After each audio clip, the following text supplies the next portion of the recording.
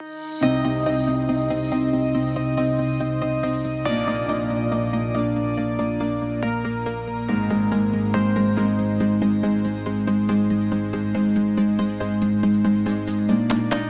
this is your host, Renata Ortega.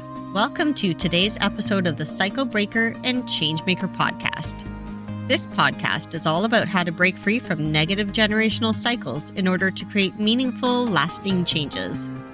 For helpful tools and answers to your most pressing questions, be sure to follow me on Instagram and Facebook at Cycle Breaker Changemaker. I look forward to helping you on your cycle breaking and change-making journey. I promise you will find nothing more rewarding than this. If you have been enjoying this podcast, there's now an opportunity to sponsor it. You can find the link on the Cycle Breaker and Changemaker Facebook, Instagram, and LinkedIn accounts, which can be found with the handle at Cycle Breaker Changemaker. You can also find the link to sponsor on my Linktree account, which is available on all of my social media. And if you do not have social media, you can also access the link by contacting me through my website, cyclebreakerandchangemaker.com. Sponsorship levels start as low as $3 a month, and any help to help me continue to help you is greatly appreciated.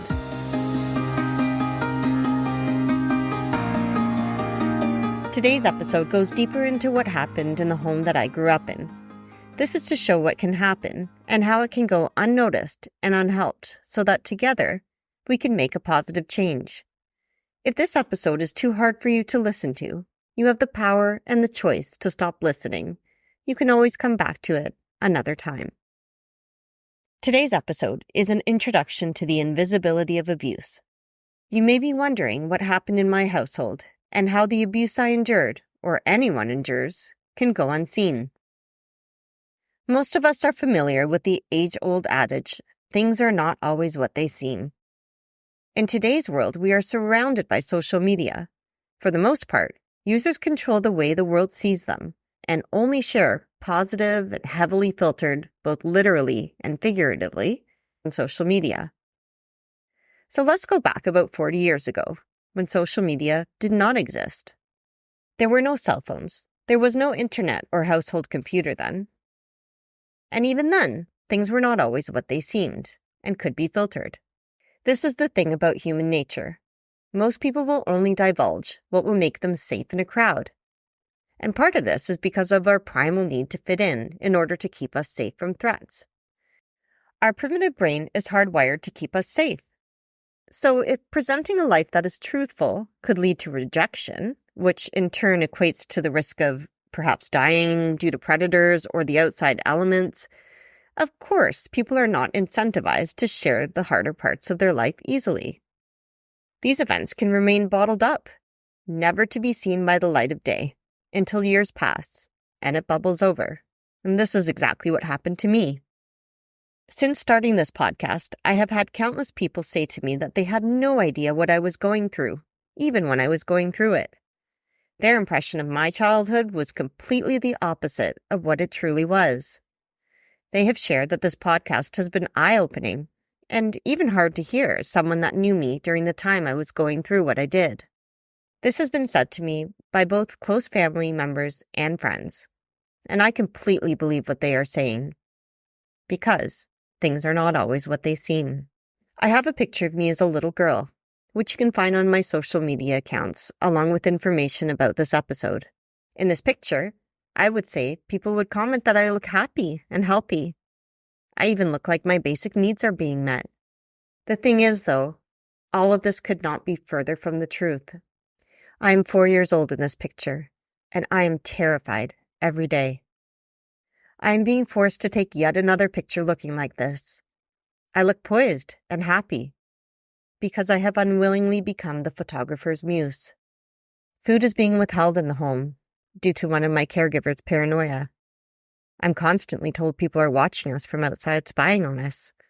One of my caregivers is trying to force the other to take antipsychotics which are not intended for them.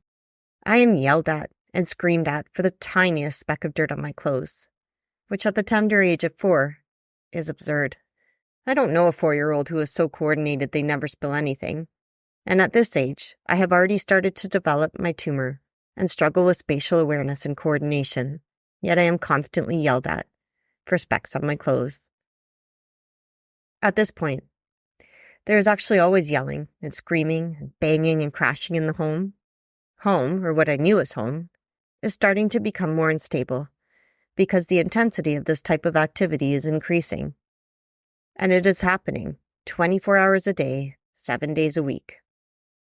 I am told I'm very special and precious, and that I am without a doubt the daughter of Jesus.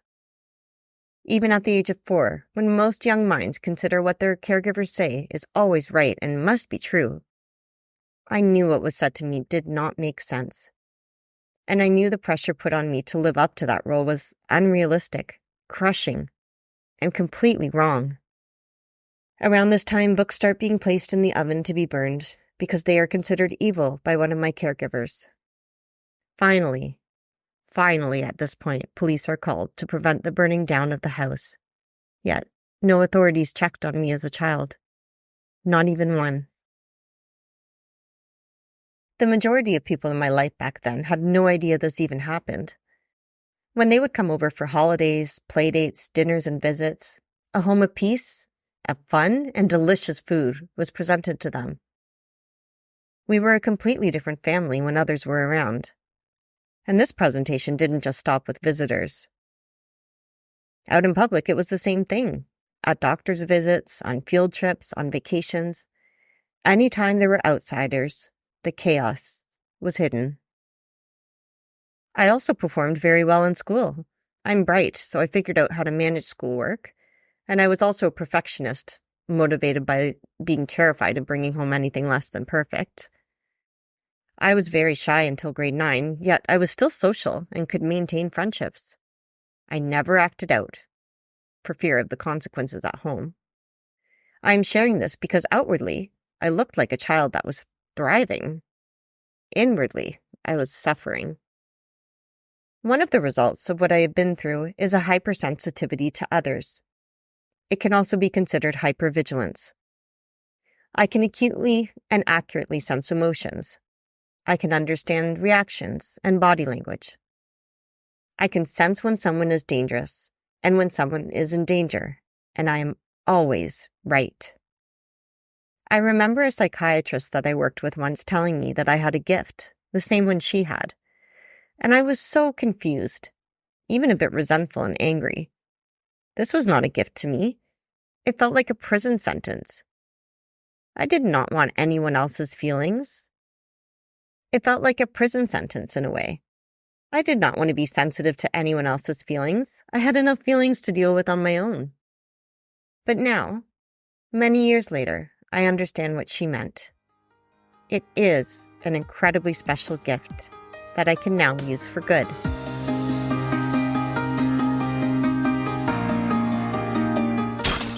So, what have I done to break the cycle of the invisibility of abuse?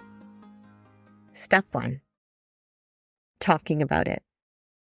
This podcast is a platform for me to reach those that need to hear about childhood abuse. Even if some of this content is hard to hear and even uncomfortable, it needs to be talked about. Discomfort is a catalyst for change.